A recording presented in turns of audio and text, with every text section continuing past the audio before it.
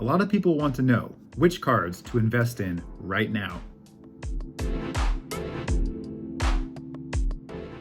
Everything. Okay. So I'm only joking.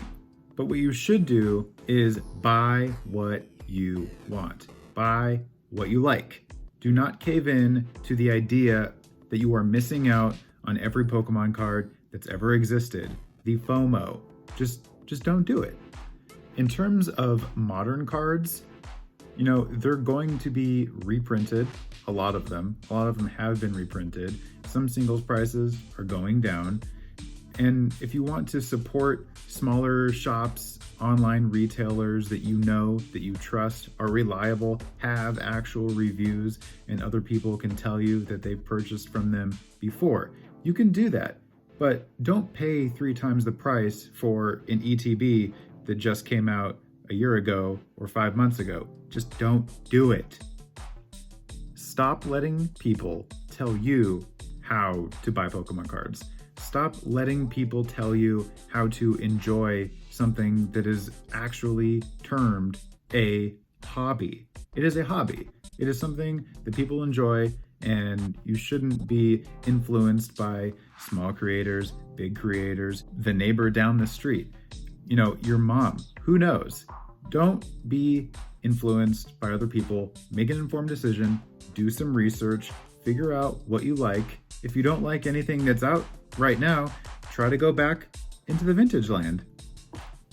And by doing research, I mean, don't just go onto Mercari or OfferUp and you see one card and you're just like, yes, I need that, buy right now. Don't do that. Ask for more pictures. Do further research. Check eBay. Check all the sites that you can possibly think of, and then maybe you can buy something that you enjoy. Something that I do see a lot of is first edition listings, older vintage cards. Just because it's old, like before 2000, base set, jungle, fossil, just because they're old does not make them first edition. Yes, they may be one of the first sets, but unless they have that little first edition stamp right there, it is not first edition. Do not fall for that. There are a lot of older cards from that era, the Wizards of the Coast era, that are very affordable, cheap, loose cards. They're probably not going to be Gem Mint PSA 10 or Pristine Beckett 10, but you're going to be able to find a lot of cards from 20, 25 years ago that are actually pretty affordable.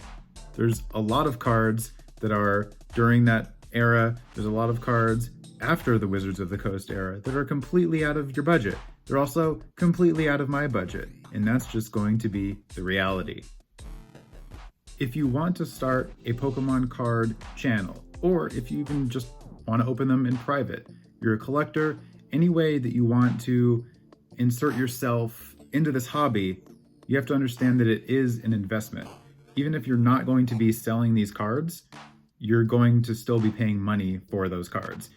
If it's an investment, if you're going to sell them in 20 years, 10 years, tomorrow, or if you're just going to keep them forever, it's still an investment, and that return on investment is going to be your enjoyment, your happiness with that purchase. This may seem a little ranty, but it's important.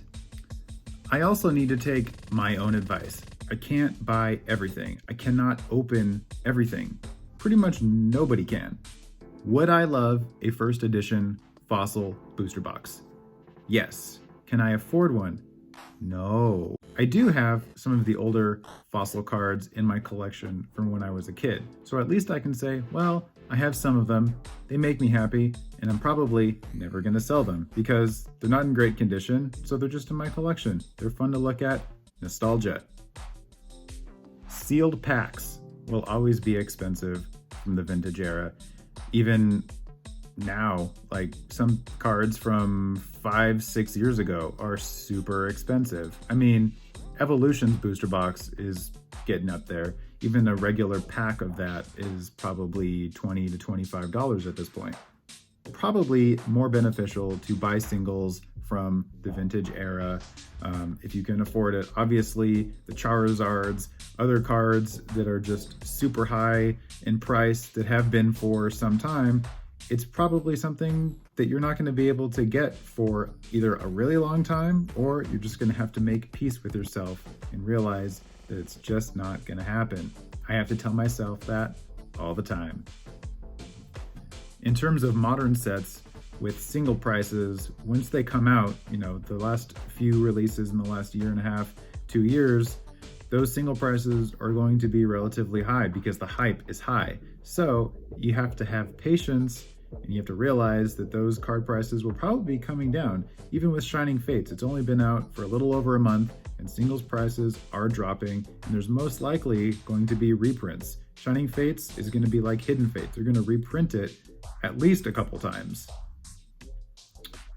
Overall, buy what you like. That's really the main point in this video. You like it, you bought it, do the research, and that's all I got for you. I'll see you in another video.